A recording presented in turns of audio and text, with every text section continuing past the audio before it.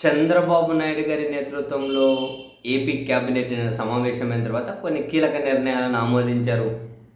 ఈ క్రమంలో ఏమేమి జరిగింది, అసలు క్యాబినెట్ సమావేశం అయిపోయిన తర్వాత మంత్రులతో ప్రత్యేకంగా ముఖ్యమంత్రి గారి సమావేశమై ఏం చర్చించారు అనే దాని మీద వాళ్ళ అధికారిక పత్రికలు బ్యానర్ హెడ్డింగ్లు పెట్టి పెద్దగా హెడ్డింగ్లు పెట్టాయి. అందులో ప్రధానంగా రిషికొండ ప్యాలెస్ను ఏం చేద్దాము అని. నాకు ఈ హెడ్డింగ్ చూడగానే అదే ముఖ్యమంత్రి గారు మంత్రులను అడిగారట రిషికొండ ప్యాలెస్ని ఏం చేద్దామని. నాకు ఈ హెడ్డింగ్ చూడగానే ఒకసారిగా ఆశ్చర్యం వేసింది. అదేంటి, జగన్మోహన్ రెడ్డి గారి సొంత ప్యాలెస్ కదా అది, అంటే వీళ్ళన్నదే కదా జగన్ గారు కట్టుకున్నారు అని, జగన్ గారు కట్టుకున్నారు అని. మరి సొంత ప్యాలెస్ని వీళ్ళు ఏం చేస్తారబ్బా అని అనిపించింది. అండ్ వేల కోట్లు విదేశాల నుంచి అప్పు తెచ్చి అమరావతి రాజధాని పేరుతో ఏమో రకరకాల భవనాలు కడుతున్నారు, రకరకాల ఆఫీసుల కోసమని. కానీ అంత బ్రహ్మాండంగా విశాఖపట్నంలో 350 కోట్లతో కట్టిన ఒక ప్రభుత్వ భవనాన్ని ఎలా వినియోగించుకోవాలో ప్రభుత్వానికి తెలియక సంవత్సరం నుంచి కింద మీద పడుతూ ఉన్నారు. అండ్ వీళ్ళే రాసుకుంటూ వచ్చారు. ఉప ముఖ్యమంత్రి గారట ముఖ్యమంత్రి గారికి ఆ భవనాలను ఏం చేయాలి అనే దాని మీద ఒక బ్రహ్మాండమైన సలహా ఇచ్చారట. సుప్రీంకోర్టు బెంచ్ ఏర్పాటు చేయమని కేంద్రాన్ని అడుగుదామన్నారట. నాకు ఒకసారిగా ఫీజులు అవుట్. చంద్రబాబు గారు లోపల ఎంత పగలబడినా వింటారో సీరియస్లీ. ఆడ భవనం ఉంది కదా, అందుకని సుప్రీంకోర్టు బెంచ్ పెడదామని చెప్పి అడిగారట. మా దగ్గర భవనం ఉంది, మీరు సుప్రీంకోర్టు బెంచ్ ఇవ్వండి అని చెప్పి అడిగే ఇంత గొప్ప సలహా నిజంగానే ఎక్కడైనా సుప్రీంకోర్టు బెంచ్ ఏర్పాటు చేయాలనే ప్రతిపాదన ఉంటేనో, ఇప్పటికే రాష్ట్ర ప్రభుత్వం సుప్రీంకోర్టు బెంచ్ ఏర్పాటు చేయండి అని చెప్పి కనుక అడిగి ఉంటేను, లేదు ఆంధ్రప్రదేశ్లో సుప్రీంకోర్టు బెంచ్ ఏర్పాటు చేస్తాము అనే అటువంటి ఆలోచన ఉంది, ఆడన్న భవనాలు చూడండి అని కనుక సుప్రీంకోర్టు చెప్పి ఉంటేను, సుప్రీంకోర్టు బెంచ్ అక్కడ ఏర్పాటు చేద్దామని సలహా ఇచ్చారు అంటే ఏదో రవ్వంతైనా అర్థం పర్థం ఉంటుందేమో.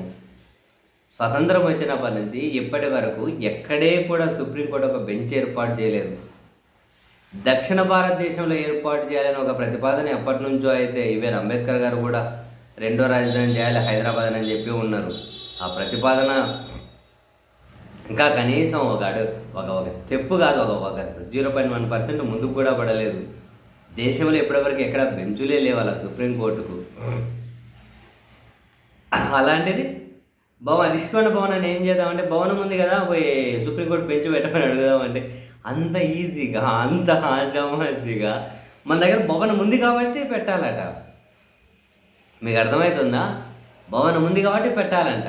అంటే మన దగ్గర ఏది ఉంటే దానికి అనుగుణంగా మీరు ఏర్పాటు చేసుకోండి అని చెప్పి అడగడం అసలు అద్భుతమైన సలహాలు. ఏమాట కమాట కానీ సీరియస్లీ. సరేలే, ఏదైనా మంచిగా విషయ పరిజ్ఞానము, మంచిగా విషయం మీద అవగాహన ఉండు.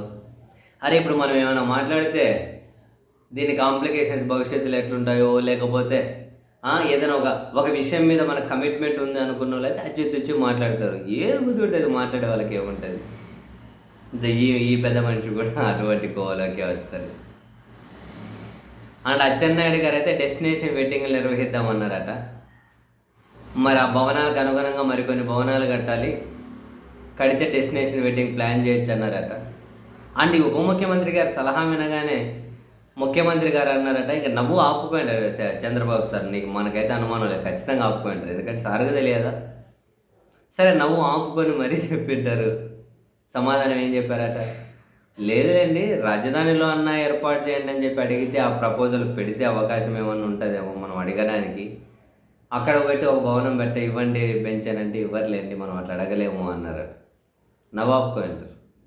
మరి డెస్టినేషన్ వెడ్డింగ్ అని అచ్చెన్నాయుడు గారట కొన్ని చుట్టూ భవనాలు కడితే మరికొన్ని బాగుంటుంది అన్నారట డెస్టినేషన్ వెడ్డింగ్కి. సరే మరి మంత్రులందరూ ఆలోచించి ఒకసారి పర్యటించి ఏం చేస్తే బాగుంటుందో సలహా ఇవ్వండి మరి అని అయితే ముఖ్యమంత్రి గారు అన్నారట.